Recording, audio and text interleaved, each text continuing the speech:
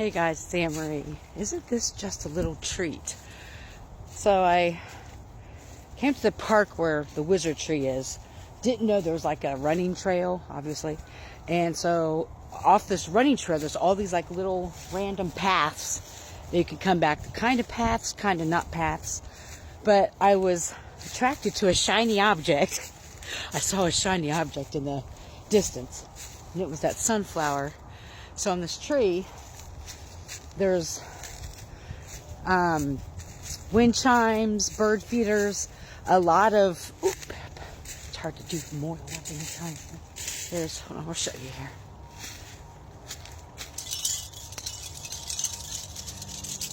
This one, oh, a moon and a star. Another star. There's a sunflower here. Let's help you up here. Okay, may not be that good. Another sunflower. Oh, it doesn't spin. Always remember. Oh, guys, this is someone's burial site. Touching shit. I don't see like a memorial, but maybe it is. I don't see any. I don't want to be disrespectful. We need to meditate right here.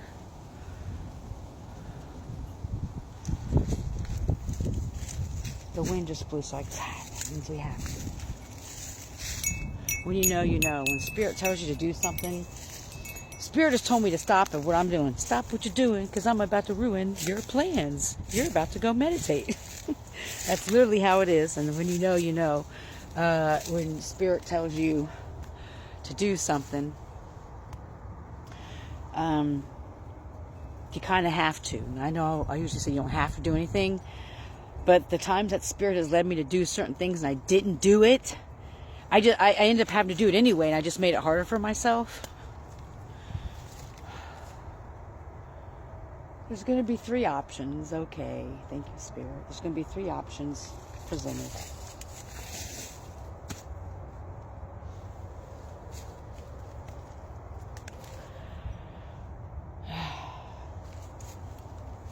Be very mindful. This isn't a message for me. This is stuff I'm aware of. That hole in that tree. There we go. Be very mindful. And I had a card reading where I kind of talked about this. Be very mindful when would be in certain situations, as I find myself in.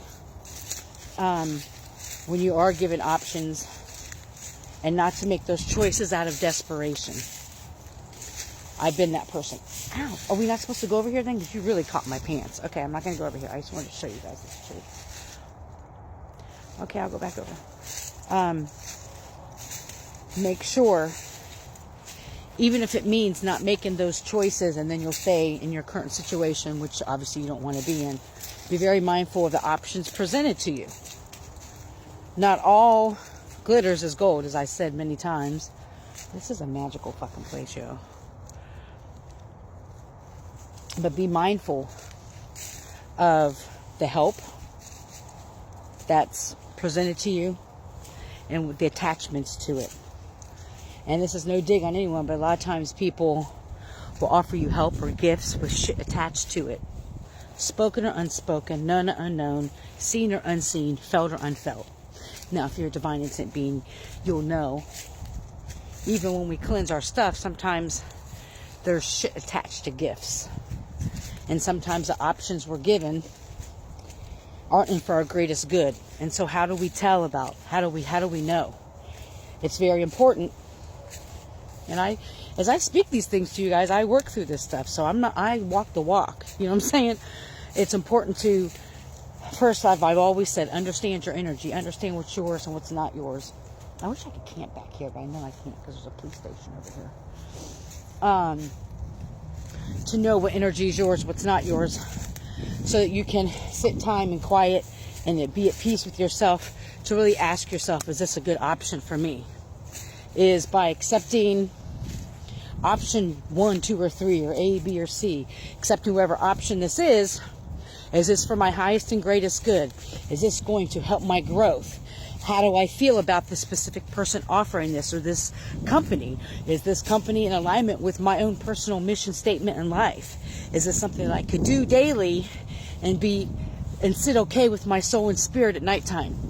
Because let me tell you what, there's been jobs, I took it because of the money, and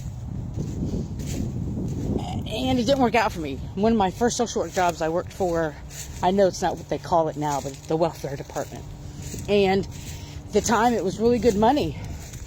And I knew it wasn't going to be a good fit for me. Well, one, my supervisor ended up being the mother of a gentleman who had a child out of wedlock with someone I used to be very close friends with. And this friend actually named her child. Her middle name is Anne Marie.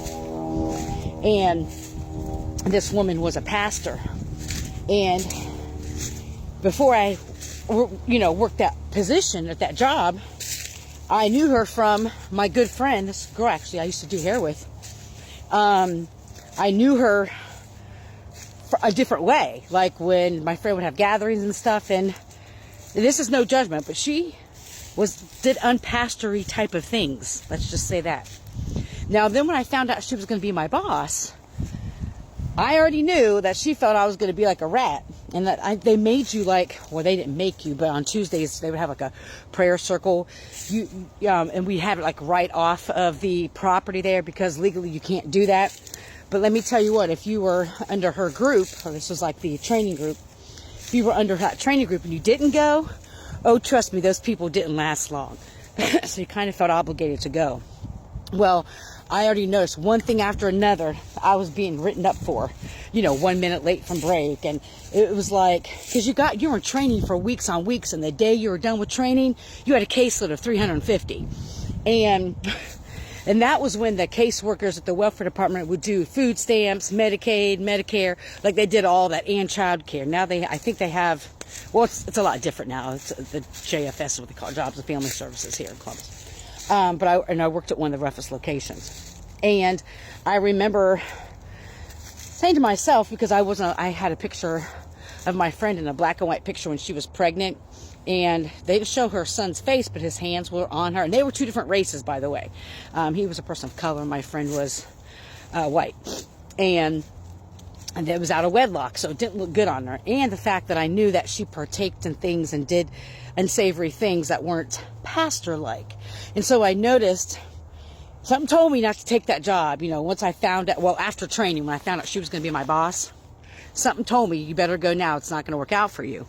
And I was on the customer service team where we would secretly go into other locations and pretend to be clients and write a review on how they treated people. And I was honest. I thought that's what we were supposed to do. And I also reported some workers that had been there for some time, how they treated people.